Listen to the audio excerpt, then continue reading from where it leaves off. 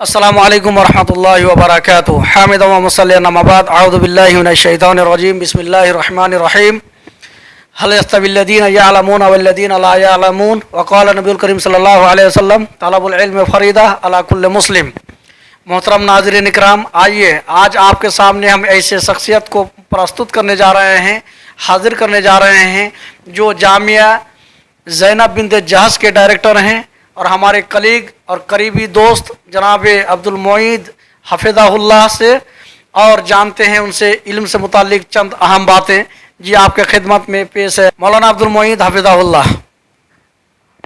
السلام علیکم ناظرین، ہمارے عزیز دوست توثیق عالم نے مجھے علم کے بارے میں ہلکی روشنی ڈالنے کے لیے کہا ہے۔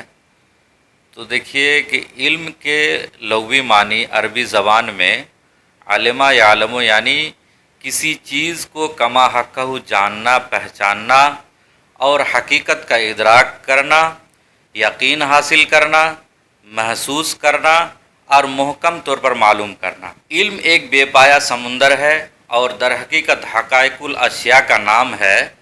انسان اور دیگر مخلوقات میں بنیادی فرق علم کا ہی ہے کہ ان میں یہ اہلیت نہیں ہوتی کہ وہ اپنے معلومات اور علم میں اضافہ کر سکتا ہے۔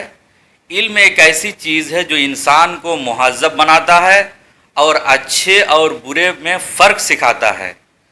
علم انسان کو پستی سے بلندی کی طرف لے جاتا ہے، یہ ادنا کو اعلیٰ بناتا ہے، تہذیب یافتہ اقوام کو تہذیب کی دولت سے مالا مال کرتا ہے۔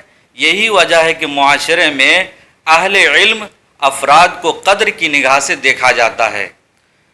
اسلام کی سب سے پہلی تعلیم قرآن پاک کی پہلی آیت جو اللہ تعالیٰ نے اپنے نبی صلی اللہ علیہ وسلم پر نازل فرمائی وہ علم ہی سے متعلق ہے۔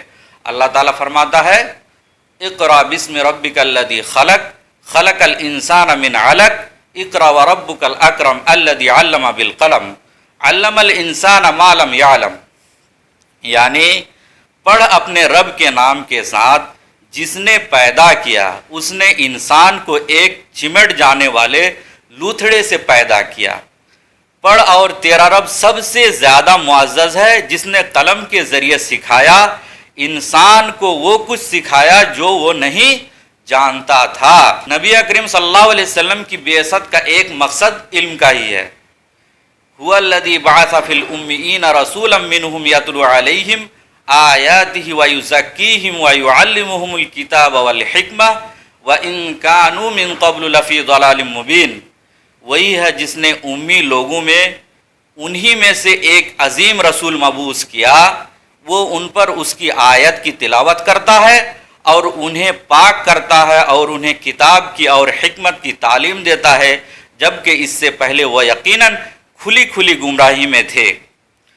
تو ناظرین دیکھیے علم کے بغیر چارہ نہیں ہے۔ اسی لیے آخر میں آپ حضرات کو ایک ہی بات کہنا چاہوں گا کہ ہم ایک ٹائم کم کھائیں لیکن اپنے اولاد کو، اپنے بال بچوں کو، بیٹیوں کو علم سکھائیں۔ علم سے ہی راستہ نکلتا ہے، علم ہی ہے جو ساری چیزوں پر دار و مدار ہے۔ السلام علیکم ورحمۃ اللہ وبرکاتہ۔